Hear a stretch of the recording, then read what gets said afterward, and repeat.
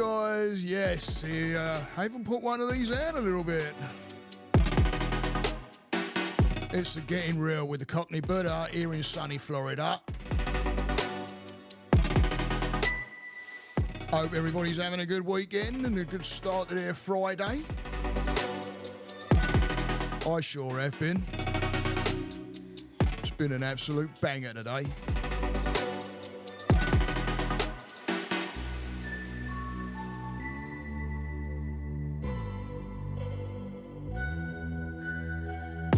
Why is it a banger, I hear you asking?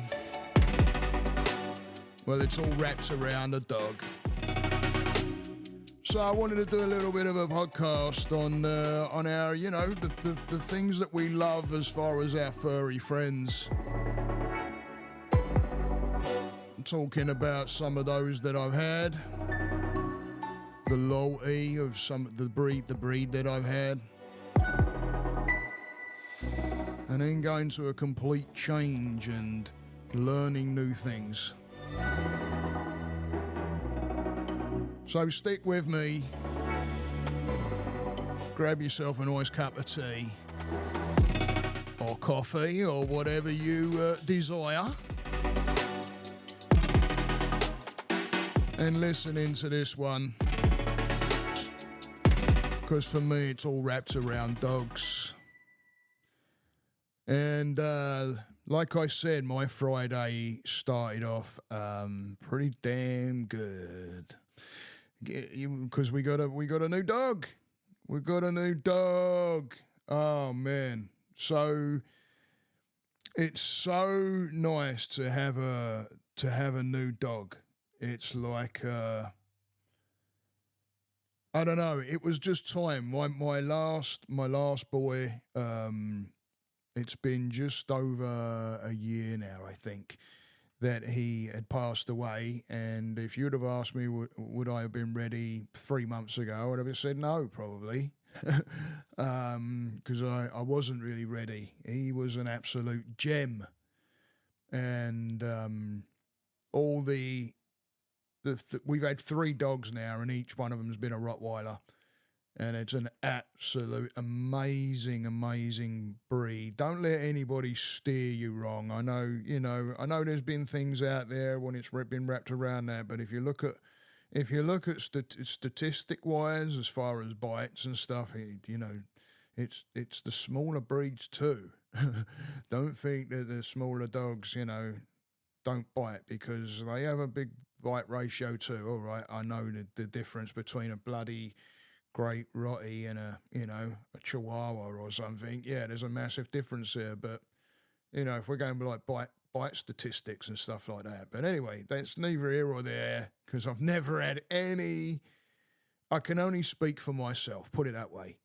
So I'm not saying people don't have a problem with it. Of course, I know people do, and I know people have fears, and I'm absolutely aware of that. Even when I used to walk my guys, I would be aware of my surroundings and I would just, but a lot of the times the people that really knew what the breed was would stop and go, oh, how beautiful. And then, I've had many conversations while walking him, met different people while walking him. And then, you got the people where I knew to be careful if it was going to be around, never say never.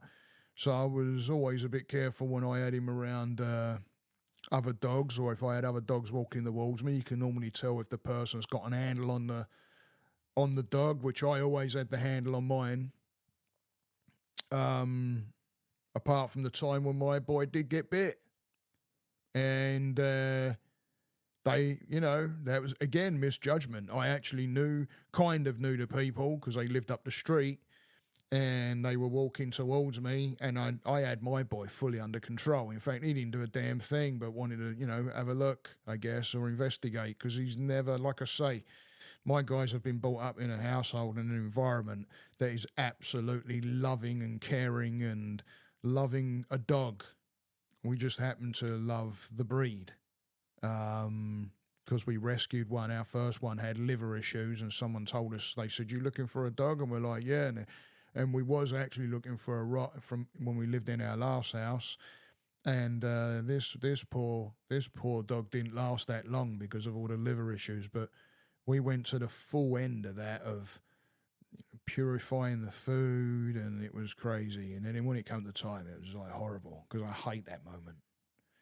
God blimey, that's horrible.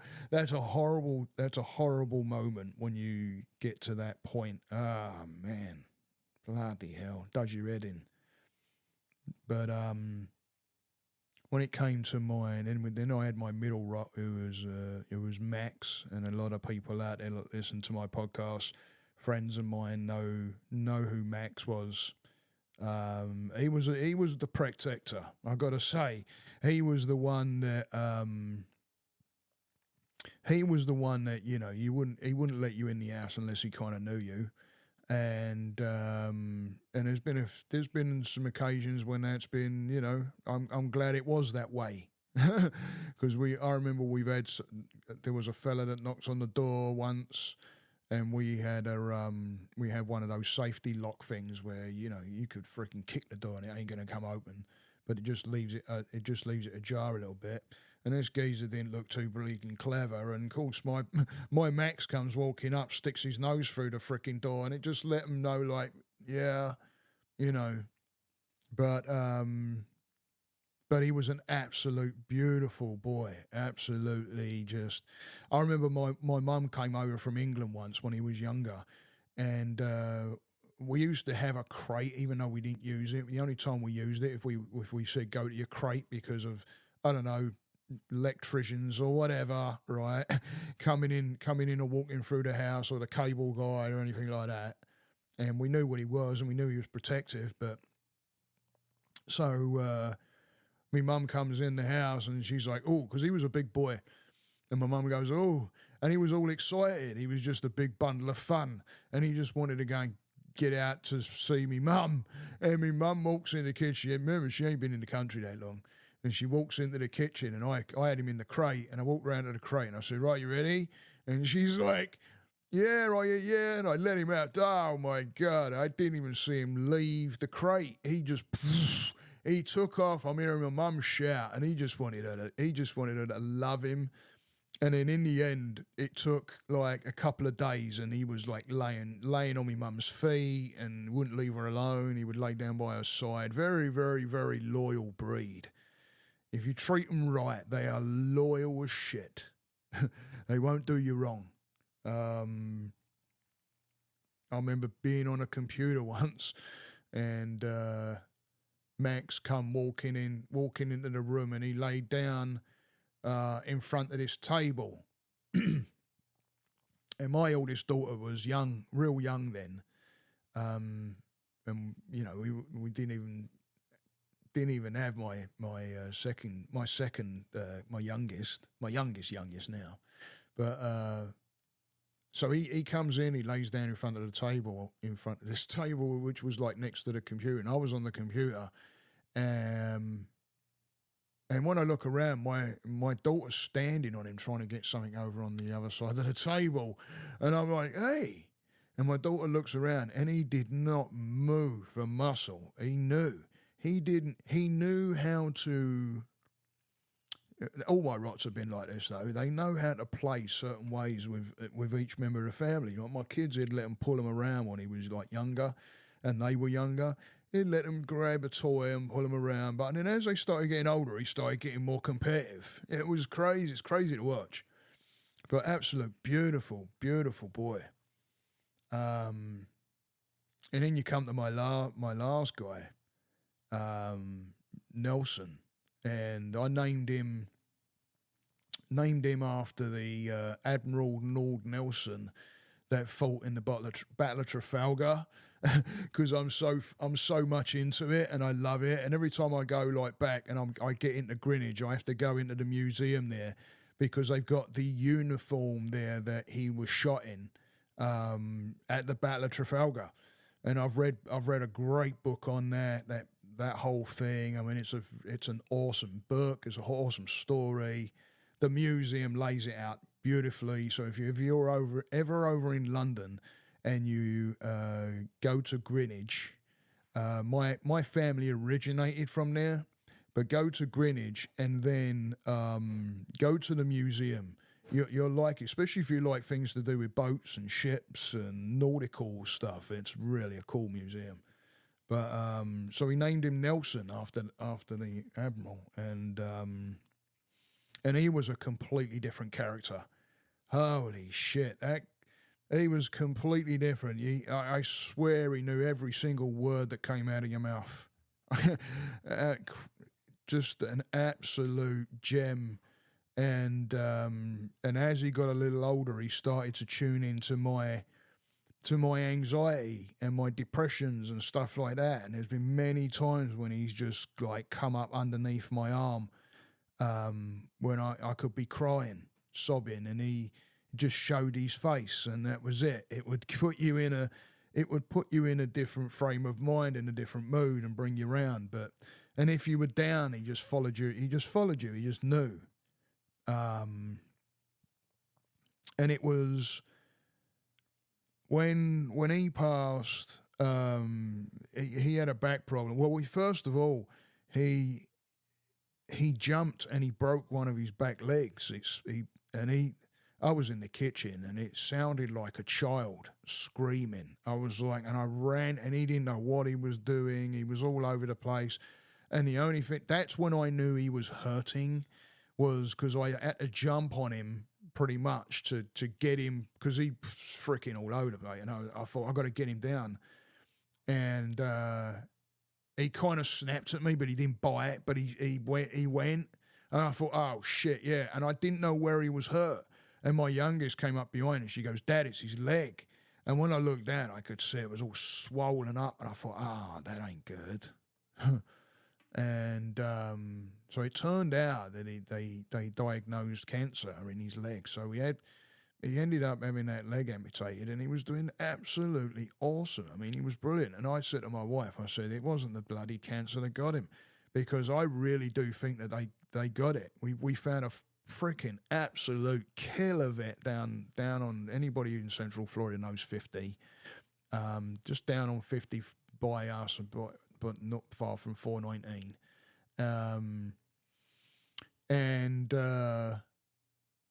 He did the work, and when we found him, because we went through a couple of different places, and he did an absolute bang up job. And he started to balance on the front leg. You wouldn't even know. He was fine. We used to call him up along. But and then he started to go downhill, and he couldn't get up and all that. Anyway, cut long story short, he ended up with there was a bone spur in his freaking back that was pinching off a nerve, and they couldn't do anything about it. Really? Boy, oh boy. You beat one thing, and then he did, it was his back. And, it didn't get better. It progressively got worse, and it to the point where he couldn't even go outside and take a dump. We had freaking diapers, and it was just that time of like, right, when is it? Because the one thing he taught me is, because I was on my journey, was he started to get me a little bit in touch with the selfishness that we can have. He taught me something. And, we can learn from our animals. We really can learn. They really will. Horses are the best, apparently. But we really can learn from what they tune into with emotion and everything. It's amazing. But so I think we get a little bit in touch with the selfish side of ourselves, and it gets in the way. But what I did this time, I could feel that coming in and wanting to keep him there. But at the same time, the Buddhism side was coming in, and I don't know if this is like in different religions. I know Buddhism is, and it's that acceptance of letting go, and looking at this is going to sound crazy because I can't even believe I'm saying it myself, but looking at the beauty side of what is happening. And I know that sounds absolutely nuts, but the teachings were there. He was teaching me something. He really was, and about patience and accepting the loss and not holding on and, looking at him instead of myself, and that selfishness again. So when we picked the day, that night I went out and there was a big old steak and eggs and I think I threw, I don't know, chips or something. I don't know why. I can't remember, but it was a steak. It was a steak and eggs and that, and I cut it all up in little pieces. And he couldn't move. He was just laying on his side, and I sat there that night and fed him whatever he bloody well wanted. God, boy. Whew. Wow. I didn't think that would do that. Anyway, not on a podcast, but, this is what it's all about. It's all about getting real. It's all about getting real. And anyway, getting on to the one we got now, which is an absolute holy crap. I thought we thought he liked the hose and played with the hose, but I think we got given a bit of a porky pie there because we went to go and watch him today, and I thought I was going to watch my right arm slide across the freaking lawn because I had him by the collar. By the way, we've gone completely different. We rescued this guy. He was in a foster home and he got rescued right before he was in a kill shelter, and he got rescued right before he was gonna get, just don't even like thinking about it because everything has a right to live.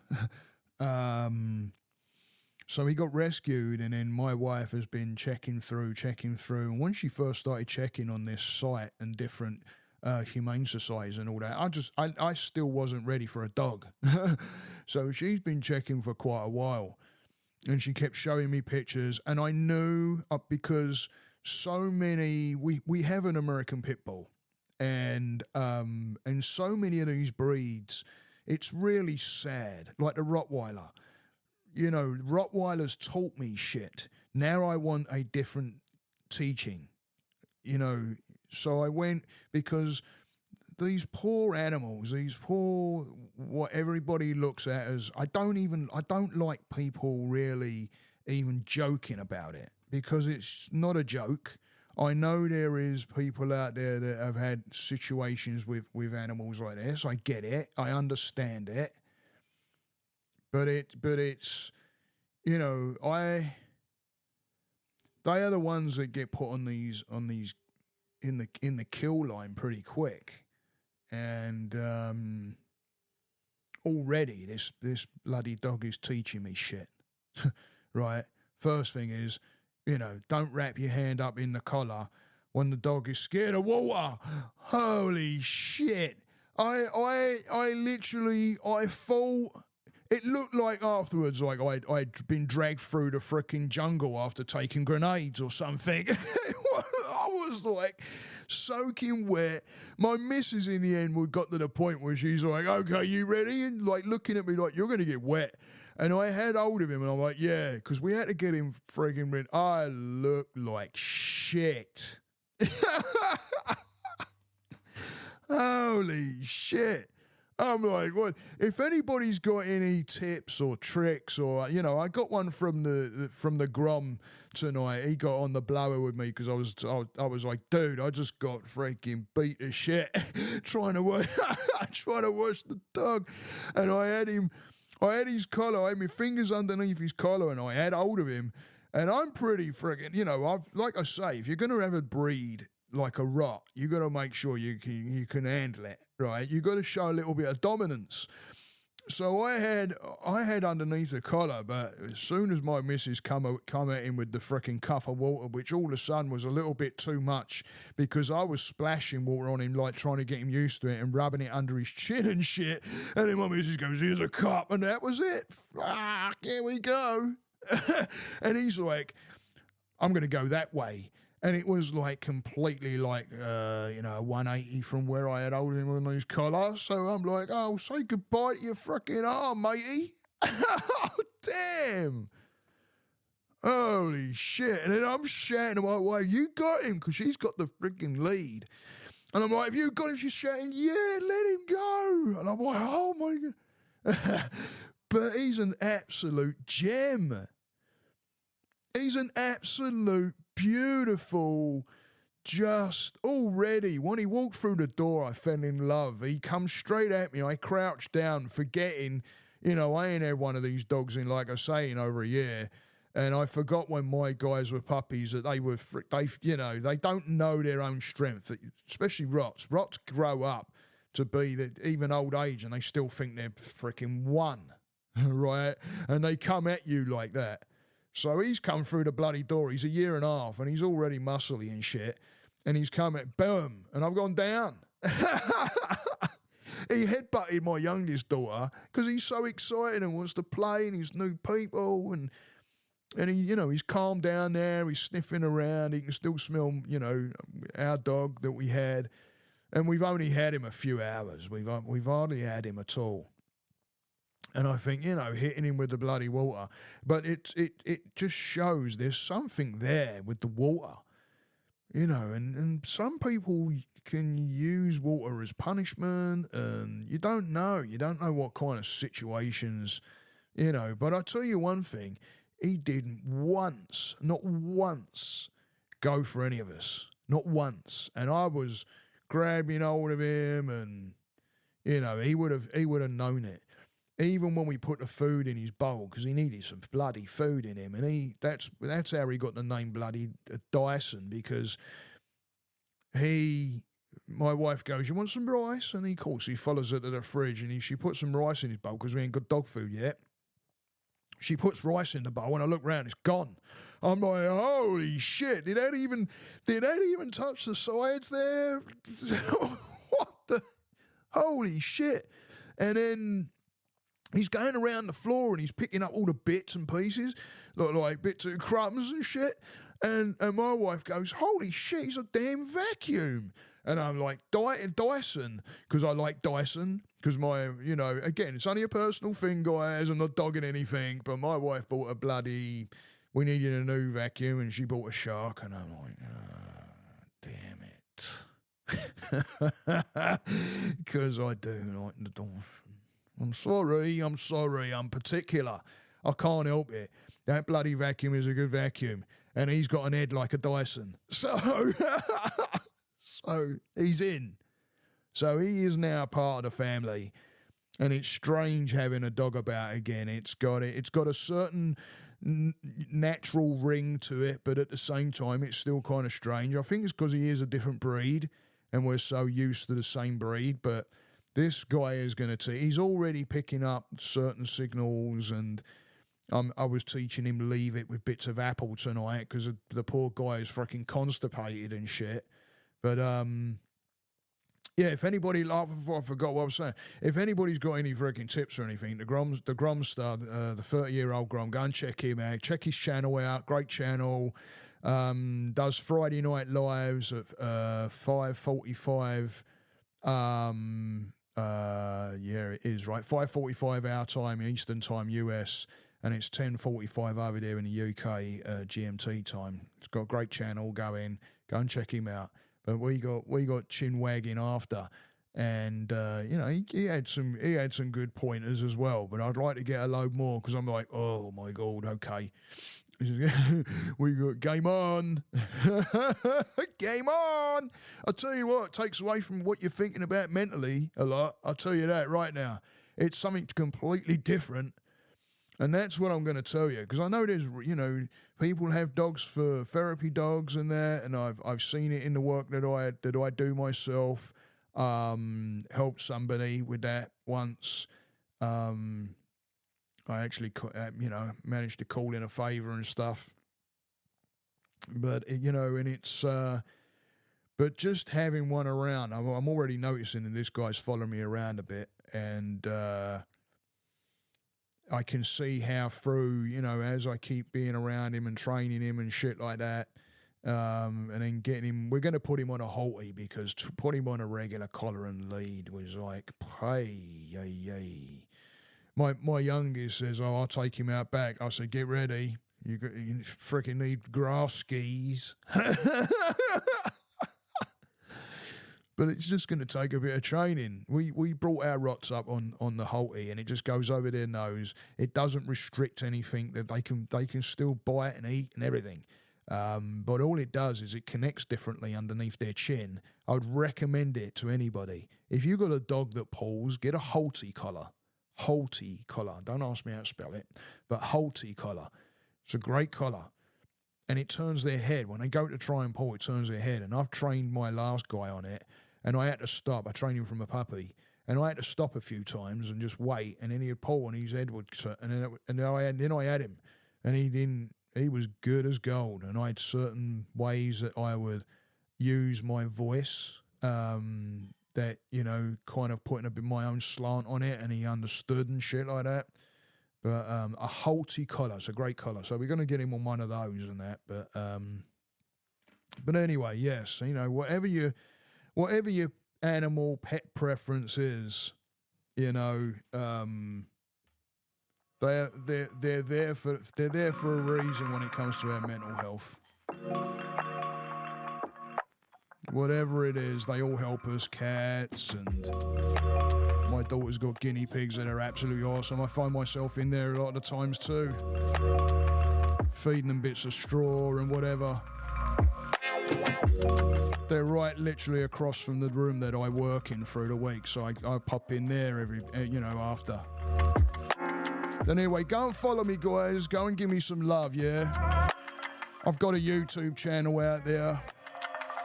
And give me some love on this channel. My YouTube channel, just look up Cockney Buddha and go and check me out. I also have my link tree at the bottom of this podcast. And I've also found this website called the Alliance of Therapy Dogs. Go and check them out. I'm going to work on seeing if I can get it in the description so you can have a look. It seems like it's a charity. I've only just found them. But I hope everybody has a great weekend out there. I know some are having a little bit of a struggle. You know who you are, and you know I'm talking to you. It will all work out. Put the energy out there. Get around your pets, guys. Thank you for listening.